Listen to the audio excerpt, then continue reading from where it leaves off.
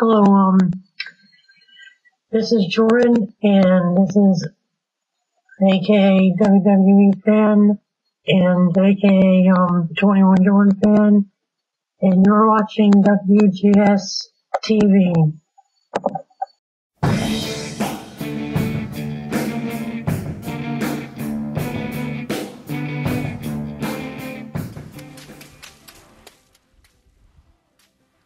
Hello everyone, welcome to another installment of WGS-TV right here on youtube.com/WrestleGamer and ZepHX I'm Double B Billy Boudreaux, being joined by the host of Hardcore Wrestling Radio himself, the Unfinished Swan, the shining star, Rick Starr. Rick, how you doing tonight?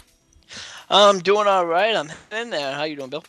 Doing just fine. Well, here comes the bride, or something like that, because tonight on Impact was the fabled wedding of Bully Ray and Brooke Hogan. How did it go down? How did it play out?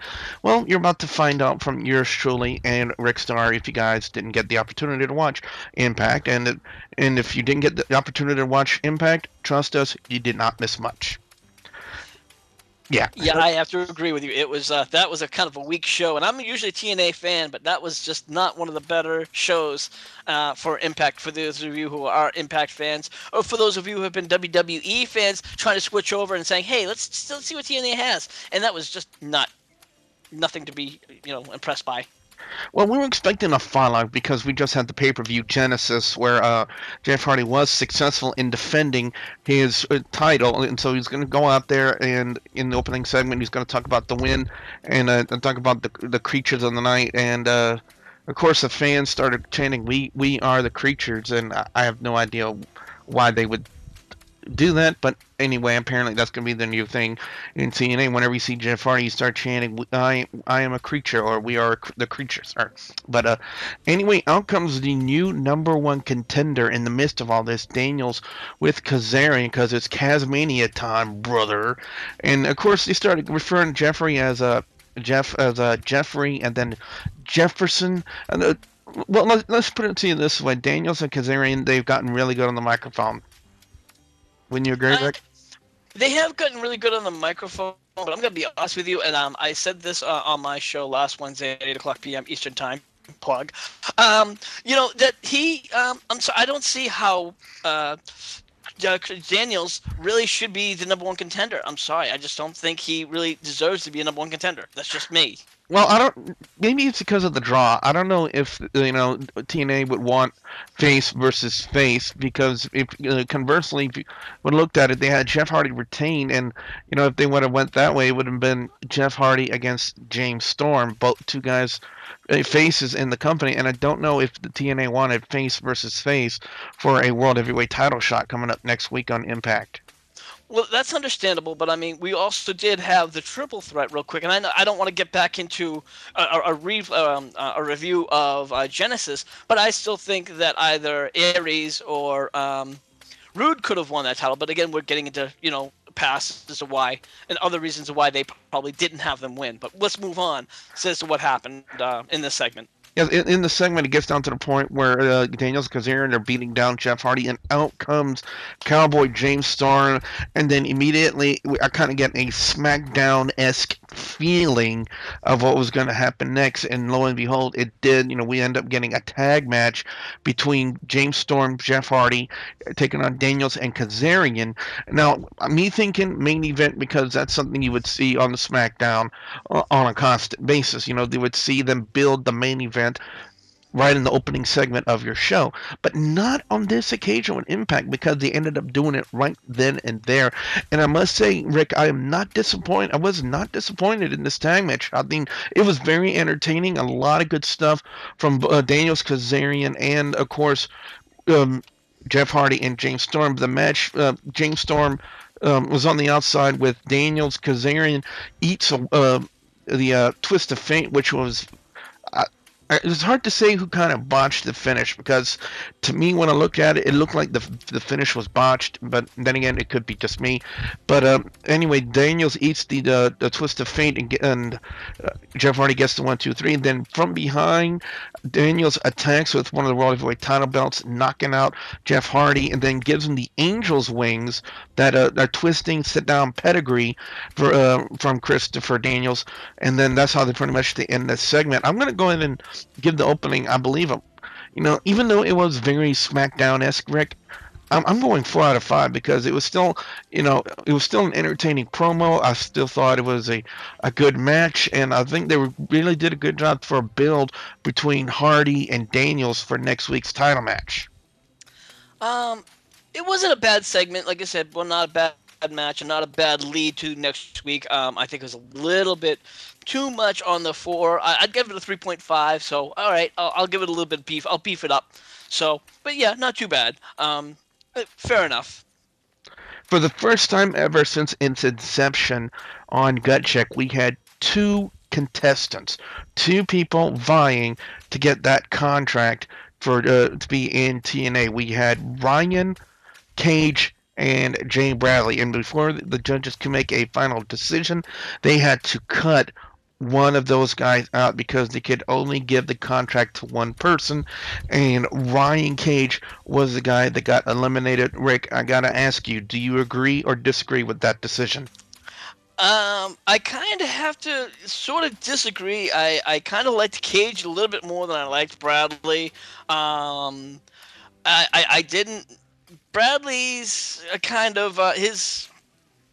I didn't like his shoot, especially. I just, he seemed to be stumbling on his words, like the way I was stumbling on my words sometimes. But for a professional, he shouldn't. And his finisher, the boomstick. If anybody who's a movie fan knows where he got that one, could have done a little bit better, and it's just not that great of a finishing move. So, I think again, for somebody who's supposed to be a professional, could have figure out some kind of a better of a finisher. That's just me. I like the.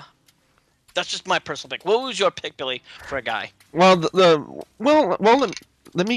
let me talk about Jay Bradley a little bit. The boomstick, or his version of the lariat. Yeah, it is a very widely used finisher in the professional wrestling industry. A lot of guys have used it, and I think one of the guys that's used it to perfection in professional wrestling was, of course, JBL, John Bradshaw Layfield. I mean, the clothesline from hell was indeed one of the best clothesline variation finishers I have seen. There's also been top rope clothesline finishers, like in the Doomsday device from the Legion of Doom back in the day. Yeah.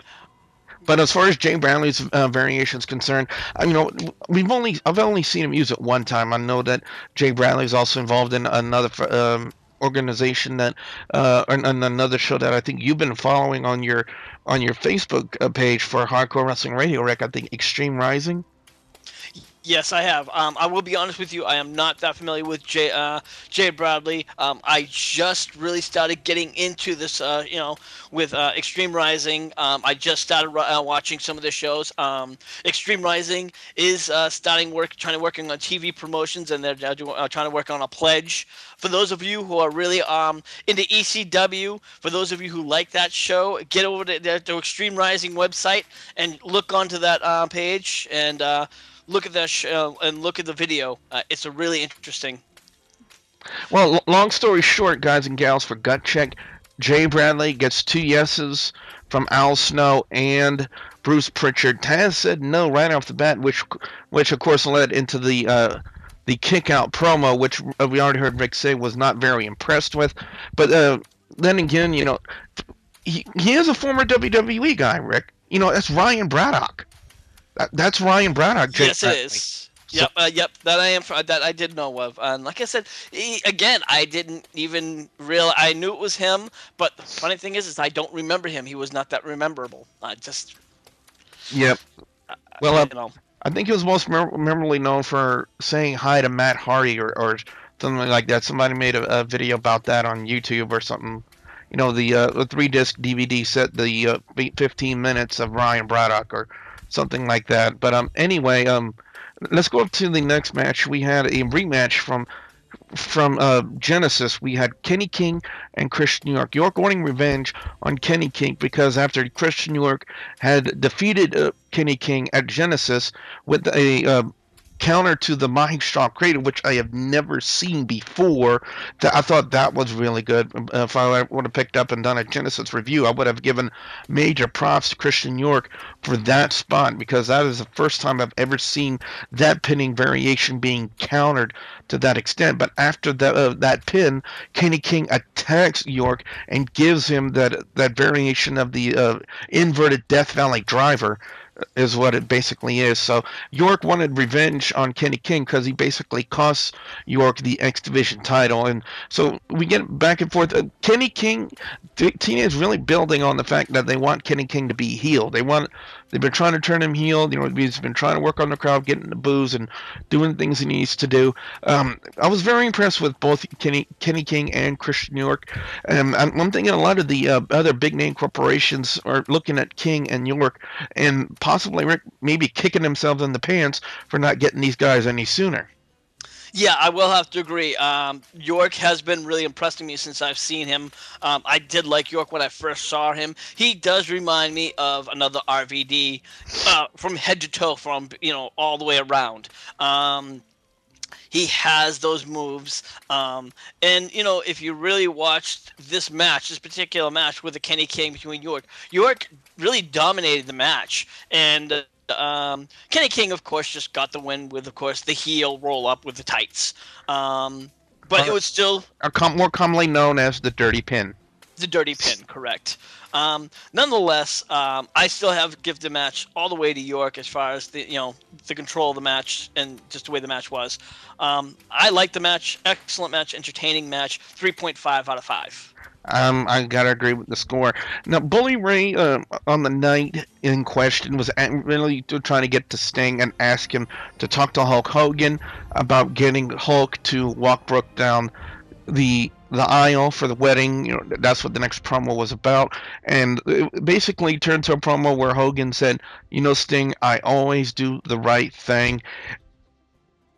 I don't know much about this promo.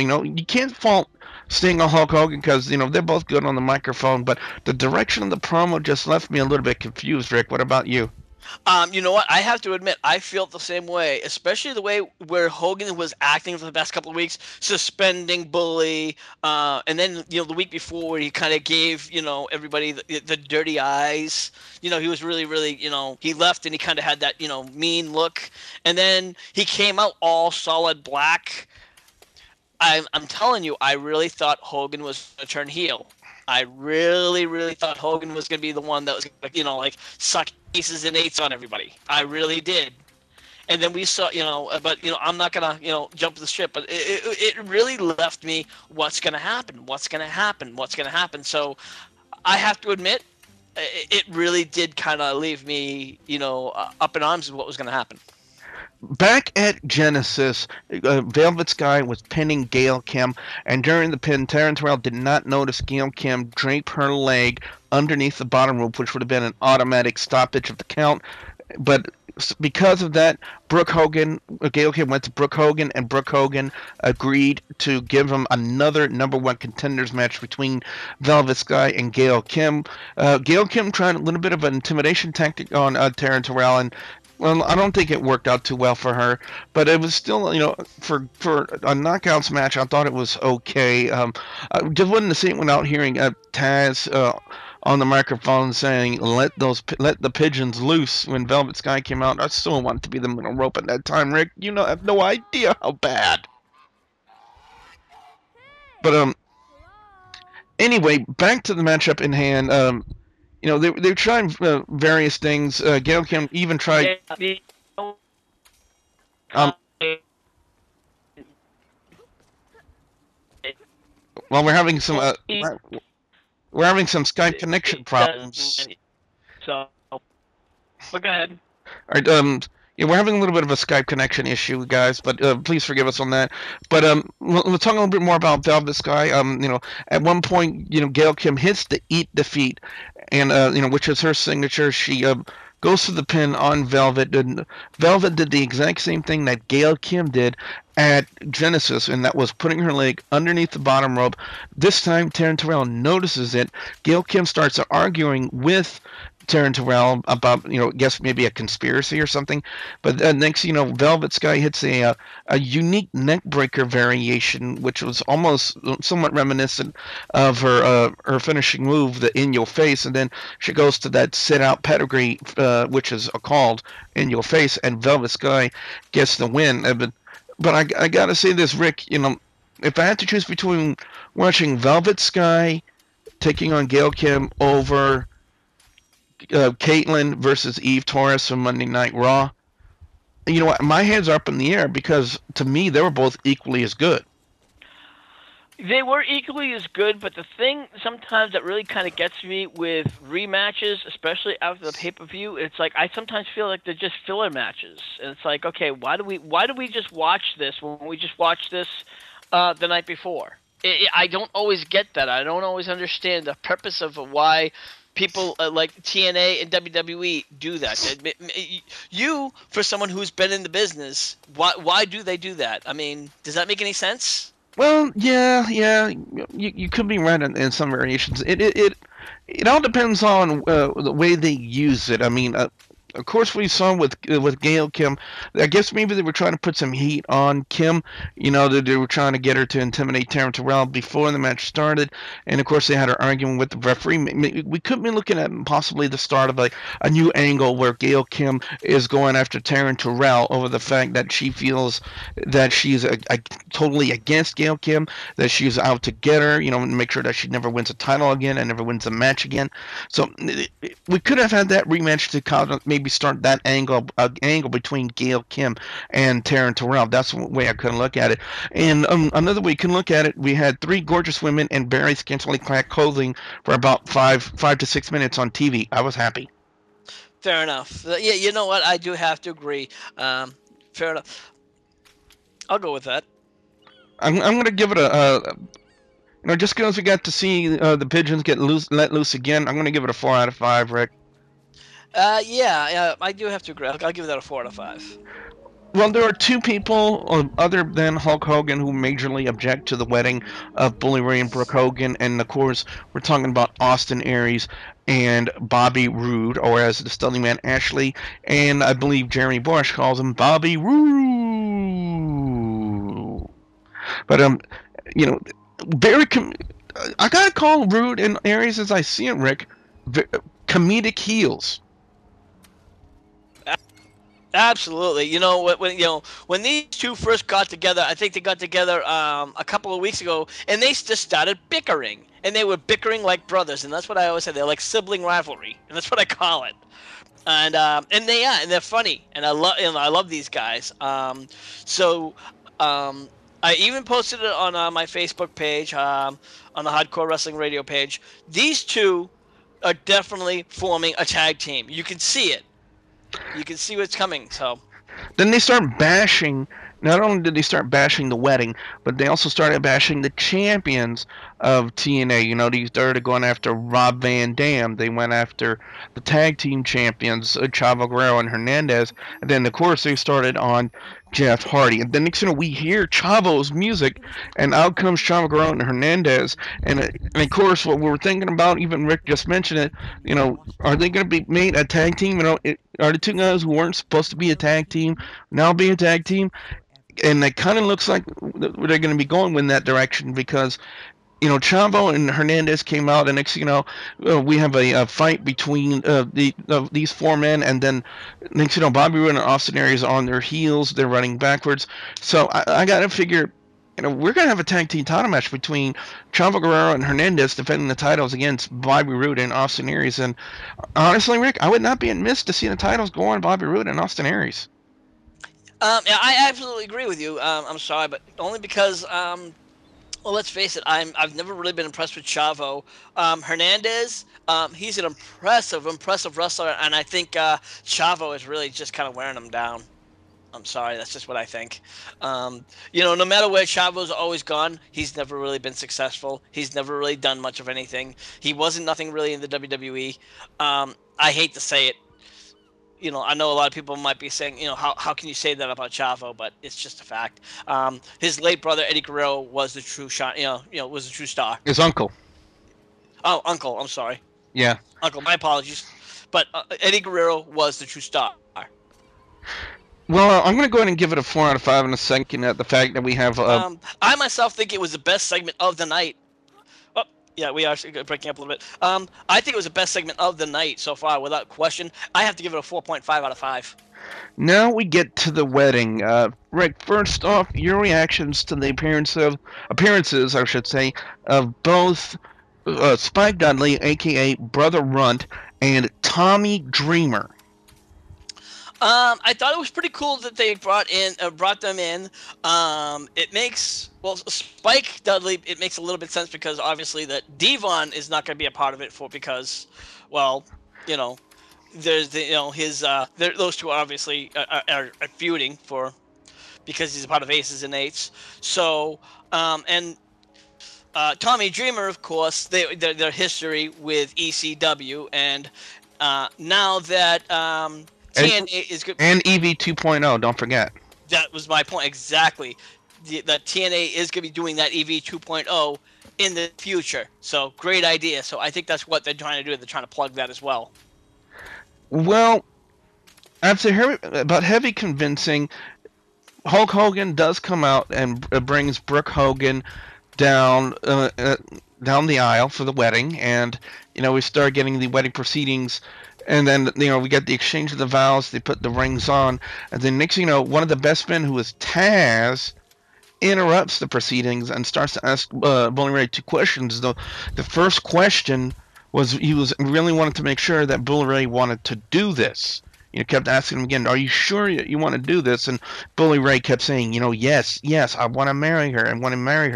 And then I think instead of asking a second question, I think the only thing he did next was he took off his jacket. Taz took off the jacket he was wearing, and lo and behold, Taz was wearing an Aces and Eights vest. Taz has joined Aces and Eights, and then next thing you know, out of nowhere comes Aces and Eights. They start beating down everybody, including Hulk Hogan, Bully Ray, Tommy Dreamer, Brother Runt. All those guys got beat down, and of course we saw that Doc and Mike Knox were holding Brooke Hogan, who had an apparent wardrobe malfunction, to say the least. Right, Rick? Yeah, unfortunately, though, I do have DVR, and I play it back a few times, and no, you don't get to see nothing, unfortunately. It sounds like it's a bad thing. It is a bad thing. You're supposed to say something when you have a wardrobe malfunction. Yeah, well, yeah, okay, well, I'm not going to address that anymore. Anyway, of course, the show ends with all the guys on their banks. Hulk Hogan, Brooke Hogan first goes to her father. Of course, she's obviously very concerned for her dad, who just got beat. Yeah, well, of course, you probably noticed the wardrobe malfunction and said, "Oh, the censor ain't gonna like that. I better put my hand there." And she probably whispered, "Pull your dress up, pull your dress up." And then she makes her way toward. He tells her to go to Bully Ray. So again, the storyline with Bully Ray and Hulk Hogan, Rick, it's just got me so utterly confused as to, it looks like they're going to have Hulk Hogan against Bully Ray. Now he's for Bully Ray, then he's against him. I just really don't know what direction they're going. But, it was, I think it was a little bit expected to see Aces and Eights. But I really didn't expect to see the swerve with Taz joining Aces and Eights. I mean, that was a complete curveball to me, Rick. What do you think? I will admit, the Taz, that was the swerve. I expected Aces and Eights to interrupt the wedding. That was, come on. I mean, I think you and I talked about this earlier. I mean, come on. When has their wedding not been interrupted in wrestling in the past 4 or 5 years? Hasn't happened. I mean, we can go back even further. I remember when they had the wedding between Test and Stephanie McMahon. When they tried to have that, who interrupts that? Triple H. Exactly. So it's common now. It's just what I mean. So I knew the Aces and Eights were going to get involved because they hadn't shown their face the entire night. And considering that Bully Ray and Brooke, they've been going after Brooke and Bully Ray the whole night, for the past couple of weeks. That was going to be their target. So why not attack them at their personal best time, the wedding? So, it just made perfect sense to me. I did like this. I did like the segment. I was shocked with that. So the only thing that's going to scare me is now Hulk Hogan is going to be a part of a tag team, come back to wrestling. Oh, shit. Yeah. That's scaring me. That's going to, like, horrify me. But the segment itself, I'll definitely give it, like, a 4 out of 5. Overall score in Impact Wrestling this week's going to get a 3 out of 5. I'm going to basically, give it the feel of the show because I didn't think there was anything wrong with the card. I mean, I enjoyed the tag match with Hardy and Storm beating Kazarian and Daniels. Then, of course, we have a bit of a build between Daniels and Hardy when Daniels attacked Hardy after the match was over. Jay Bradley getting the win for Gutcheck.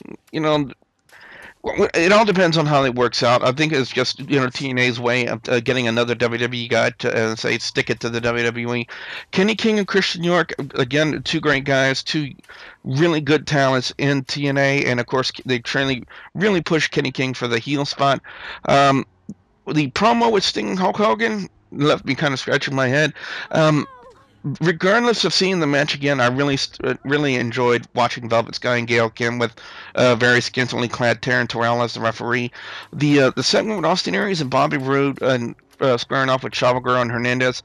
Again, I see tag team title match coming up, and I want to see new tag team champions.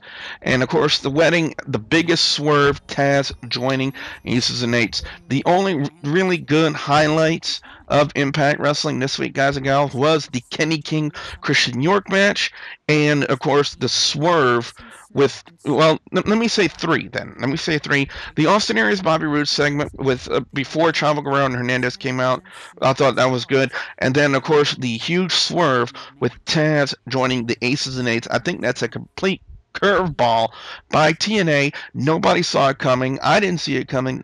I know Rick didn't see it coming. When I was talking to the Stunning Man Ashley during Impact, he didn't see it coming either.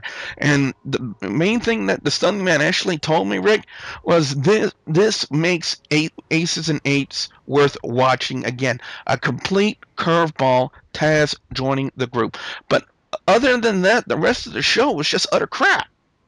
It was just utter crap. That's why it gets a 3 out of 5 from me.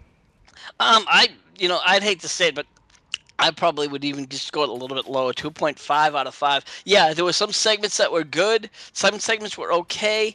Like I said, I have to agree. Those three segments that you just mentioned was the first match. Yeah, it was okay. The knockout match again. It was a repeat. It was a good match, but it was a repeat, and that's why it was okay. But it was just a repeat of Genesis. If it wasn't on Genesis, I would probably give it a little bit up. But again, the Bobby Roode, Chavo Guerrero, and Hernandez. That was probably, like I said, best segment of the night. Everything else, if you watch for the most part, it was just segment. It felt like Raw. It didn't feel like SmackDown. It felt like Raw, because that's what Raw does. They're all segments, then more than matches, and that's what TNA is usually not like that. TNA is more matches, and I was really horrified because I'm not really TNA's not like that. And of course the wedding segment, only because of the curveball. I thought this is just going to be okay, Hulk Hogan's going to turn, or even they're going to expose Bully Ray for who he really was. You know what I mean? Well, something else got exposed as the first ever WGS-TV Impact hashtag of the week. Hashtag we want Brooks nipples.